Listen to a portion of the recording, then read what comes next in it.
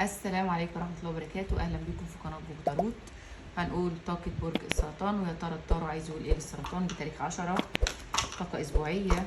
بسم الله الرحمن الرحيم. يلا بينا نشوف التارو عايز يقول لك ايه سرطان. بسم الله. تهرب من ايه يا سرطان؟ في حاجة اللي السرطان بيهرب منها. تستقوى ليه؟ محتار. الله في يا سرطان. لا ده انت في حاجة بقى بتاخد فيها قرار هو مش عاجبك بس انت بتعمله. السرطان شايفاه هنا زي اللي فاض بيه من شيء. الشريك شكله مطلع عينك يا سرطان. السرطان قدامي شايفاه بيدي ظهره لحاجه، زهق. في محاولات تقريبا انت عملتها الفتره اللي فاتت ما عجبتكش ردود افعال عليها، بتستقوى وبتعمل قرارات انت مش حاببها بس لازم تعملها علشان انت حاسس ان الشخص اللي قدامك مش بيقدر. في ايه يا سرطان؟ طب تعال نكمل. طاقة تعلق.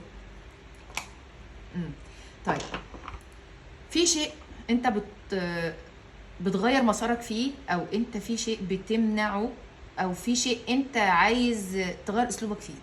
شايفه السرطان كده بيقول لي يا جوجو لا، ما هو انا لازم اعمل التغيير ده لاني انا مليت. فانا شايفه التغيير ده هيجذب لك شيء حلو. يعني انا شايفه السرطان بيعمل خطوه جديده وتقريبا هتجيب اثر في الشخص اللي قدامك، فهتخليه يغير اسلوبه الرخم اللي هو كان بيعمله معاك. ايه في ايه يا سرطان؟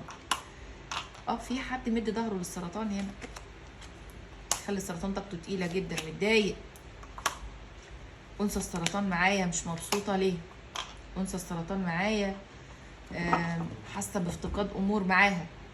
في حد هنا في طاقه السرطان مش عارفه ليه اديني طاقه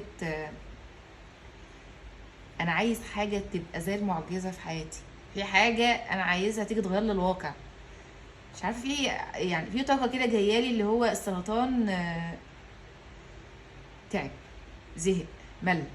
في حاجه مخلياه عايز يعمل كده، يعني يغير مساره، بس تغيير المسار ده يكون في حاجات او احداث تكون جباره، تكون يعني ملفته، تكون شديده، تكون تغير الواقع 180 درجه. يا اما السرطان عايز يسافر، يا اما السرطان عايز ينقل من عمل لعمل، يا اما السرطان عايز يغير العلاقه اللي هو فيها خالص بعلاقه جديده، لان في ناس هنا عندها بدايات جديده في العاطفه. ايه تاني معاك يا سرطان؟ انثى السرطان اللي في علاقه جواز بتعاني الفتره الاخيره دي من انها تقريبا مفهومه غلط، محطوط عليها الضوء، متسلط عليها الضوء من اشخاص هي حاسه ان هم بيتمنوا لها عدم النجاح في حياتها.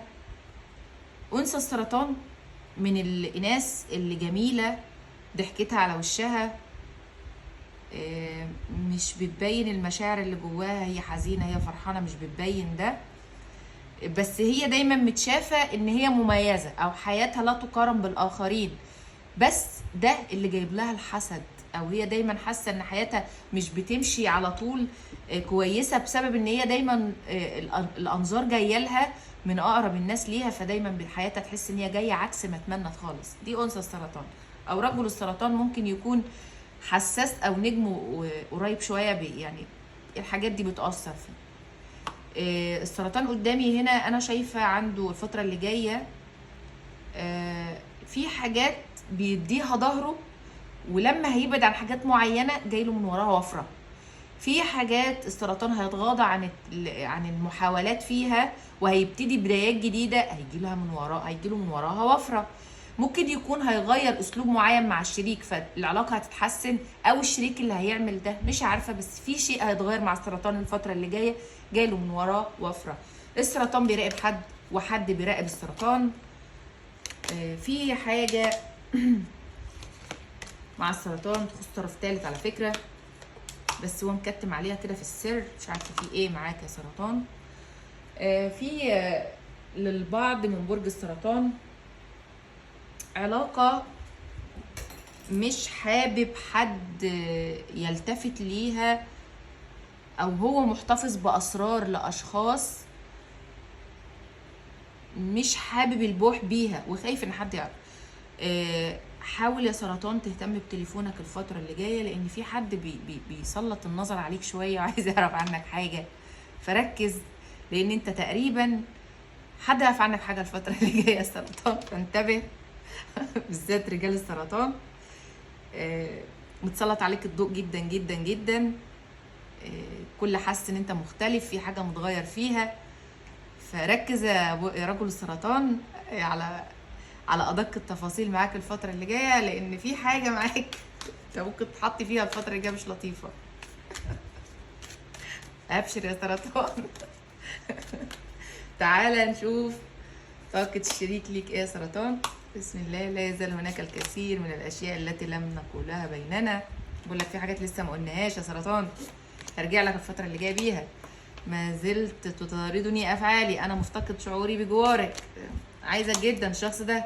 ساعود اليك، اعلم انني ارتكبت خطأ. لا، ده في حاجة هنا ندمان ان هو بينفذها. هناك الكثير من العلامات التي تشير الي. لا، في حد هنا بقى بيوازن اموره كده وبيعيد ترتيباته، هيفاجئك بقدومه ليك مرة جاية يا سرطان.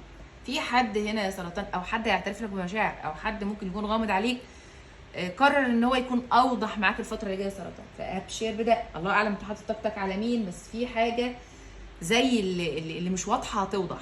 يرجو حد اعتراف بالحب من حد ليك يا سرطان. طيب تعال نشوف هنا رساله السرطان ايه. يا رب كل الخير لبرج السرطان. بسم الله. الاستسلام. يطلب منك هذا الموقف الاستسلام للتغطيه الالهيه. اترك السيطره وشاهد حياتك تعود. يا سبحان الله، لسه قايله كده دلوقتي. ركز يا سرطان في اللي جاي، ان انت في عندك تغيرات، صدقني في حاجه هتتنحى عنها هيجي لك من وراها خير، في حاجه هتدي ظهرك ليها هتجي لك من وراها خير. ركز في اللي بقوله لك، لان في حاجه جايه لك حلوه. طيب تعالى نشوف راي الملائكه ايه كده بخصوص حياتك العاطفيه. تعالى نشوف كده يا سرطان. بسم الله الرحمن الرحيم. ايه راي الملائكه بقى؟ الملائكه عايز تقول لك ايه يا ترى؟ بسم الله. اقرا بقى يا سرطان، شوف بيقول لك ايه. تصالح، شخص من الماضي قادم الى حياتك مجددا. ابشر. كنتم في قناه جوجو تاروت، نورتوني.